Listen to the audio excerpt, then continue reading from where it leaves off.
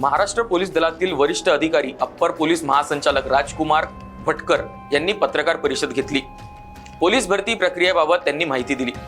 Maharashtra police दलात एकूण 17,000 पदे रिक्त होती। राज्यातून या पदांसाठी 17,76,256 अर्ज आलेले आहेत अशी माहिती राजकुमार भटकर यांनी दिली आहे। कारागृह भरतीही आम्ही करत असतो। 1,800 पदांसाठी 3,72,000हून अधिक अर्ज आले आहेत अशी माहिती भटकर यांनी दिली।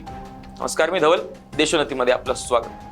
अप्पर पोलीस महासंचालक राजकुमार भटकर यांनी लोकसभा निवडणुकीमुळे ही भरती प्रक्रिया पूर्ण करणं शक्य नव्हतं, मात्र 19 जून पासून भरती प्रक्रिया होणार आहे असं सांगितलंय। पोलीस भरतीची लेखी परीक्षा आणि मैदानी परीक्षा प्रत्येक जिल्ह्यात होणार आहे। जाहिरातीत आम्ही एक गोष्ट स्पष्ट दिली होती, 2 ठिकाणी अर्ज करू शकत नाही, मात्र 2 वेगवेगळ्या पदांसाठी करू शकतो। विविध पदांसाठी अर्ज केलेल्या उमेदवारांची मैदानी परीक्षा एकाच दिवशी येणार नाही, त्यांना त्यात सूट देण्यात आलेली आहे। भरती प्रक्रियेत शासनाने दिलेल्या आदेशानुसार भरती प्रक्रिया होत आहे असं राजकुमार भटकर यांनी सांगितलंय।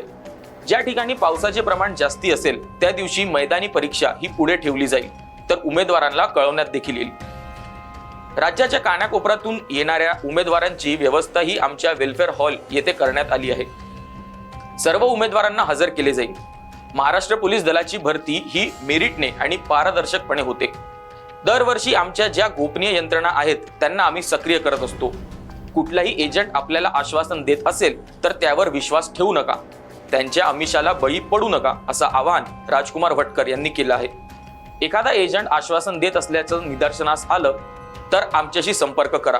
मागच्या वर्षी असे प्रकार करण्याचा प्रयत्न करणाऱ्यांवर आम्ही गुन्हा देखील दाखल केलेला आहे असं राजकुमार भटकर यांनी सांगितलंय। दरम्यान राष्ट्रवादी काँग्रेस पार्टी शरदचंद्र पवार पक्षाचे आमदार रोहित पवार यांनी पावसाळ्या पार्श्वभूमीवर भरतीसाठी येणाऱ्या विद्यार्थ्यांची व्यवस्था सरकारतर्फे करण्यात यावी अशी मागणी केली होती।